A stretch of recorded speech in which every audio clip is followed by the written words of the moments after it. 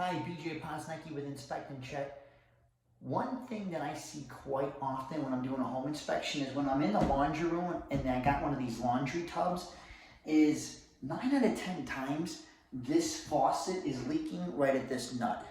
Over time, with just using it in your everyday use and cleaning, it just gets loosened up or it just needs to be tightened. So keep an eye on that when you're in your home if you have this style of laundry tub and faucet, to keep an eye on this nut, because then what happens is if it's leaking, a lot of times it'll leak out the back side and then it's going underneath, the faucet here, and then it's dripping down on the floor. Now in this situation, it's no big deal because it's a vinyl floor, but if you have a hardwood floor or some kind of more absorbent hard carpeting, not that there's usually carpeting in this area, but I've seen a lot of goofy stuff in my home inspections and remodeling projects and different being in different houses. So I'd like to say I've seen it all, but I'm sure I'm going to see a lot more crazy things. But just make sure that you take a look at this nut and make sure it's tight and that it's not leaking, because it could damage your floor